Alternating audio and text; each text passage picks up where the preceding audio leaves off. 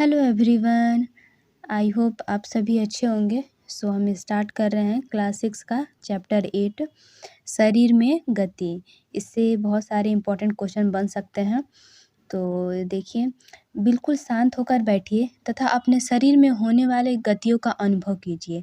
आप समय समय पर अपनी पलकें तो झपकाते ही होंगे। श्वास लेते समय अपने शरीर में होने वाली गतियों का प्रेक्षण कीजिए। हमारे शरीर में स्वतः ही अनेक गतियाँ निरंतर होती रहती हैं। तो जैसे कि हम मान लीजिए कि हम जब एक्सरसाइज करते हैं तो शांत होकर जब बैठते हैं तो देखते हैं कि कुछ ऐसी एक्टिविटी हैं जो खुद हो रही हैं। जैसे पलक झपकना, ये स्वतः ही हो रहा है। जैसे श्वास लेना, ये भी क्या है, अपना स्वतः हो रहा है। और जैसे इसमें हम देखते हैं कि बहुत सारे, जैसे हम हाथ को घुमाते हैं, पैर को, तो इसमें इस चैप्टर में यही है कि हम देखेंगे कि कैसे ये सारी एक्टिविटी हो रही है। तो यहाँ पे ये है कि सबसे पहले हम जानेंगे कि संधि। संधि क्या होता है? जहाँ पर दो हिस्से एक दूसरे से जुड़े हों। जहाँ पर दो हिस्से एक दूसरे से जुड़े हों, उदाहरण के लिए जैसे कोहनी हो गया, कंधा अथवा गर्दन। क्या आप ऐसे कुछ अन्य भागों के नाम बता सकते हैं? इन स्थानों को संधि कहते हैं कि जहाँ दो हिस्से यानी दो अस्थियाँ एक साथ जुड़ रही हैं, उसको हम संधि बोलते हैं। तो संधि से बहुत सारा इम्पोर्टेंट क्वेश्चन बन सकता है। ये तो इसमें फर्स्ट है कि कंदुखलिका संधि किसको बोलते हैं? इसी को इंग्लिश में बोलते हैं बॉल एंड सॉकेट जॉइंट। तो ये कहाँ हमारे बॉडी में, ये कहाँ रहता है ये कंदुखलिका संधि?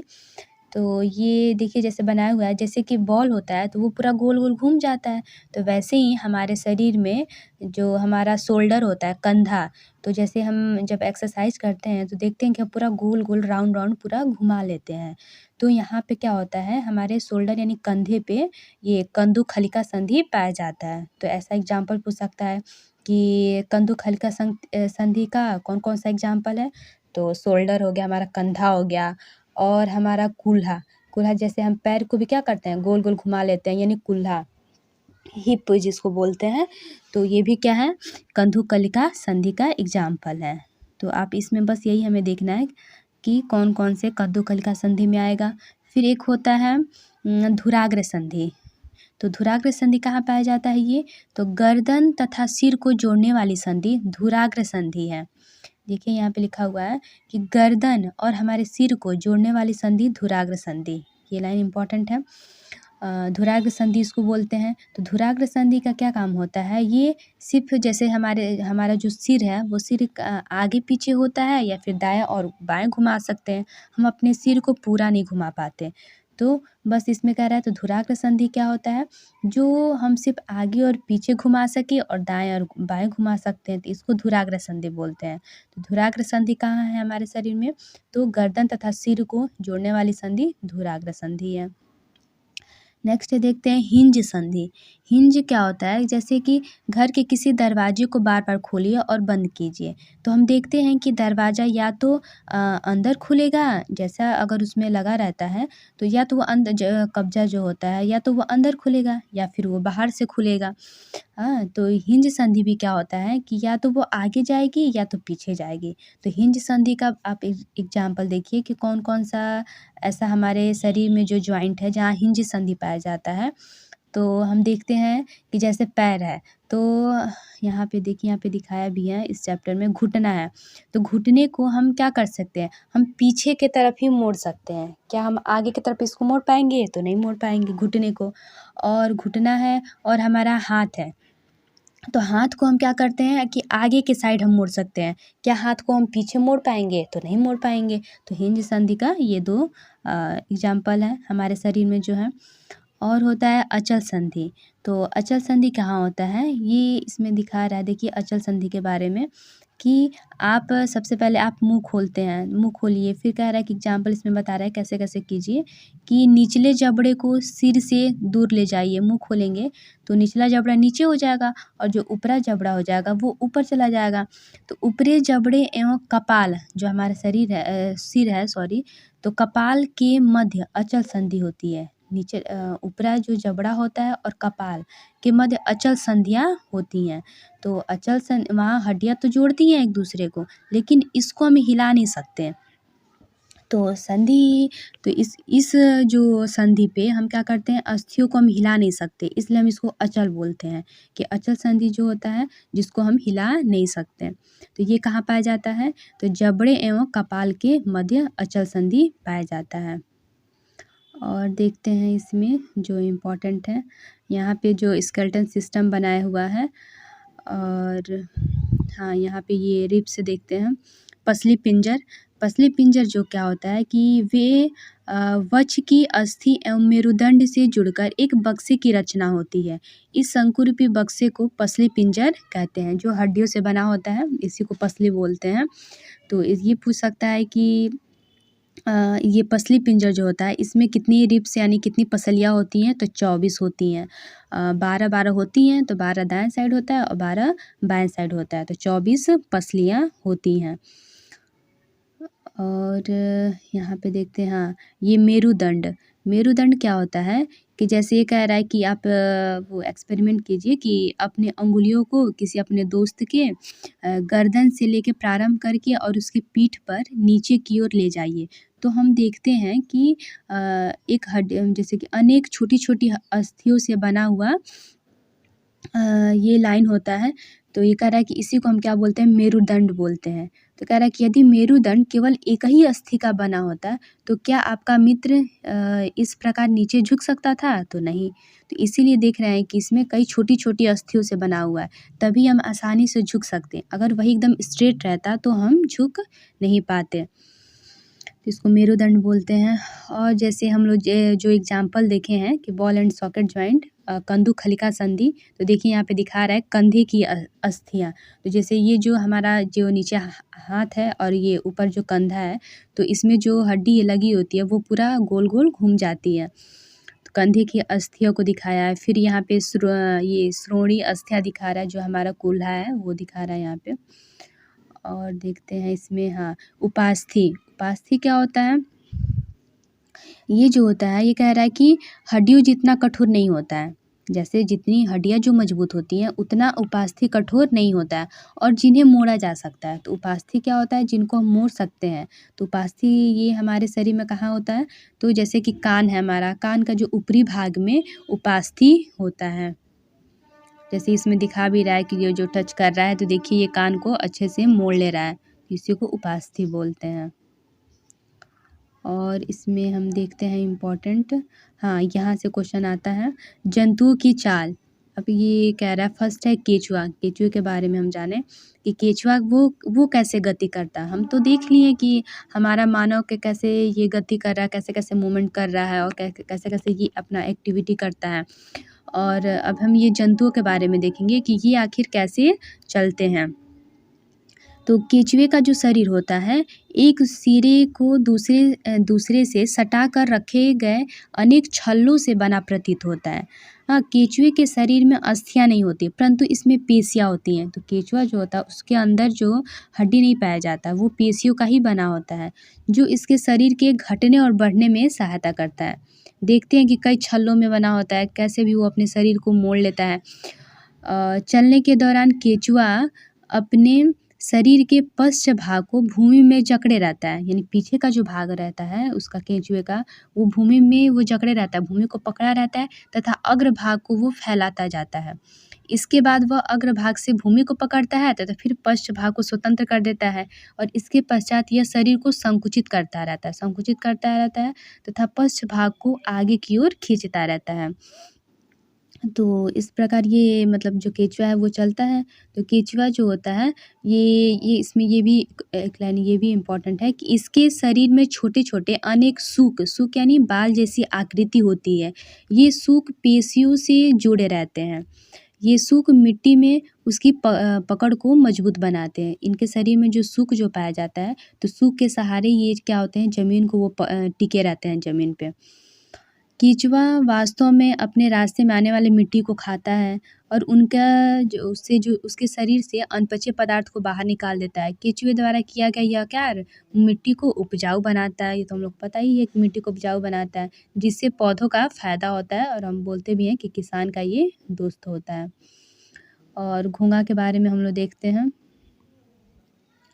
घोंघा, जैसे देखिए यहाँ पे फिगर में भी दिखाया हुआ है, इसे कवच कहते हैं। जो इसके ऊपर का जो गोल संरचना है, इसको क्या बोलते हैं? कवच, गोल संरचना को। और यह घोंघे का बाह्य कंकाल होता है। ये क्या होता है? बाह्य कंकाल होता है, परंतु यह अस्थियों का बना नहीं होता है, इसमें अस्थियाँ नहीं पाई जाती हैं ऊपर। यह कवच एकल एकक होता है और यह घोंघे को चलने में कोई सहायता नहीं करता, यह घोंघे के साथ खींचता जाता है। घोंघे को कांच की पट्टियों पर रहकर इसका परीक्षण कीजिए। कह रहा है कि आप कहीं से घोंघा लेके आइए और इसको आप देखिए कि कैसे कैसे ये चल रहा है। तो जो कवच होता है, कवच का छेद खुलने पर आपने उसमें एक मोटी मांसल संरचना एवं सिर बाहर आते देखा होगा। मोटी संरचना इसका पाद यानी पैर होता है, जो दृढ़ पेशियों का बना होता है। तो इसमें ये है घोंघा। नेक्स्ट हम देखते हैं तिलचट्टा। तिलचट्टा यानी कॉकरोच। तिलचट्टा जमीन पर चलता है, दीवार पर चढ़ता है और वायु में भी उड़ता भी है। इसमें 3 जोड़ी पैर होती हैं। ये क्वेश्चन पूछ सकता है कि 3 जोड़ी पैर होती हैं तो तिलचट्टा के, जो चलने में सहायता करता है।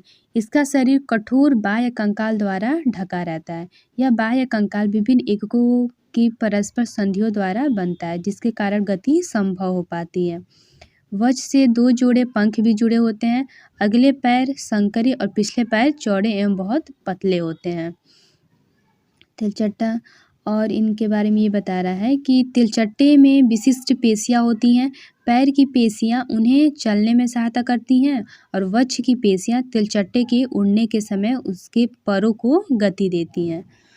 और देखते हैं हम पक्षी के बारे में। तो पक्षी जो होती है वो हवा में उड़ते हैं तथा भूमि पर भी चल लेते हैं। बत्तख तथा हंस जैसे कुछ पक्षी जल में तैरते भी हैं।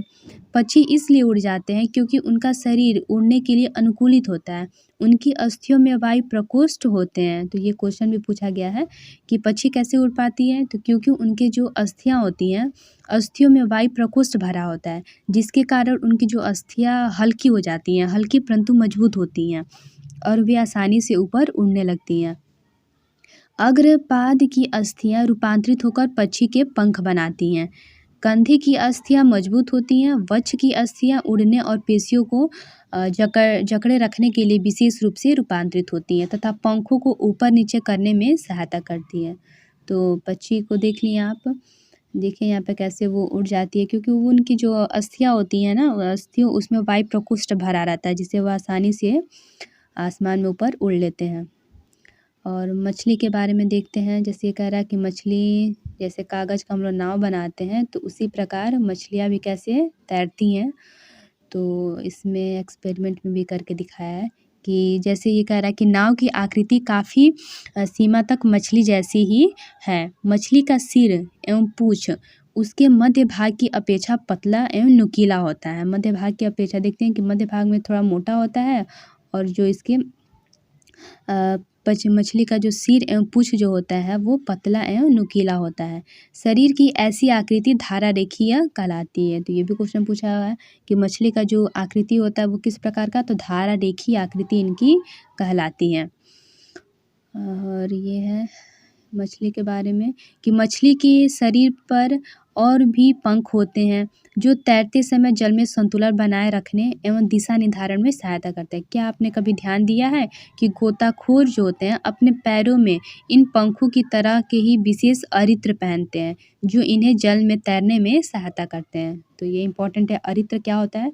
जो गोताखोर जब जाते हैं पानी के अंदर तो वो ये अरित्र पहनते हैं, जो उन्हें जल में तैरने में सहायता करते हैं। सर्प, अब सर्प के बारे में देख लेते हैं।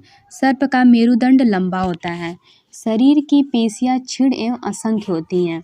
वे परस्पर जुड़ी होती हैं और चाहे वे दूर ही क्यों ना हो, पेशियाँ और उनके मेरुदंड, पसलियाँ एवं त्वचा को भी एक दूसरे से वो जोड़ती हैं।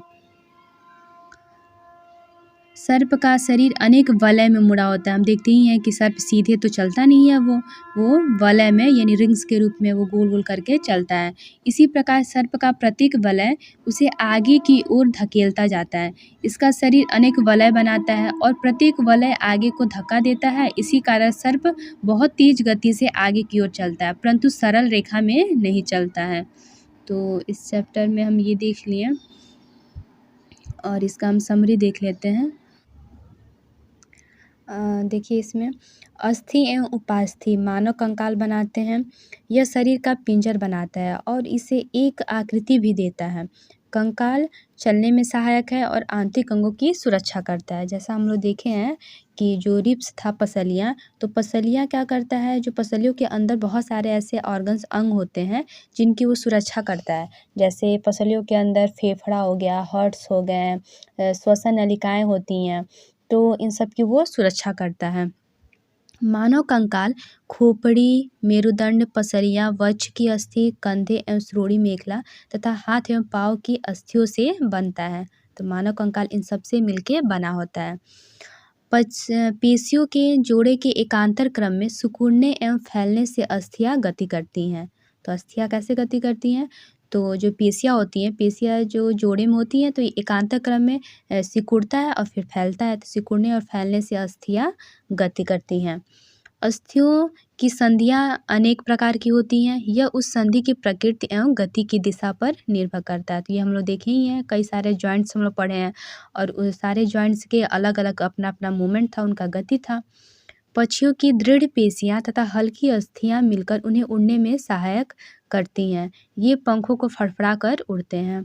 मछली शरीर के दोनों ओर एकांतर क्रम में वलय बनाकर जल में तैरती है। सर्प अपने शरीर के दोनों ओर एकांतर क्रम में वलय बनाते हुए भूमि पर वलयाकार गति करता हुआ आगे की ओर फिसलता है। बहुत सारी अस्थियाँ एवं उनसे जुड़ी पेशियाँ शरीर को आगे की ओर धक्का देती है। तिलचट्टे का शरीर एवं पैर कठोर आवरण से ढके होते हैं, जो बाह्य कंकाल बनाता है। वक्ष की पेशियाँ 3 जोड़ी पैर एवं 2 जोड़ी पंखों से जुड़ी होती हैं। तो ये क्वेश्चन पूछ सकता है कि तिलचट्टे का कितने जोड़ी पैर होता है? तो 3 जोड़ी पैर होता है और 2 जोड़ी पंख होते हैं, जो तिलचट्टे को चलने एवं उड़ने में सहायता करता है। केंचुए में गति शरीर की पेशियों के बारी-बारी से विस्तरण एवं संकुचन से होता है। शरीर की अधः सतह पर सूक केंचुए को भूमि पर पकड़े बनाने में सहायक होता है। तो केंचुए के शरीर पे क्या पाया जाता है? सूक पाए जाते हैं। घोंघा पेशीय पात की सहायता से चलता है। तो घोंघा कैसे चलता है? अपने पेशीय पात की सहायता से चलता है। तो ये समरी का आप लोग नोट्स बना लीजिएगा और एक-एक लाइन जो इम्पोर्टेंट है उसको नोट्स बना लीजिए। Thank you.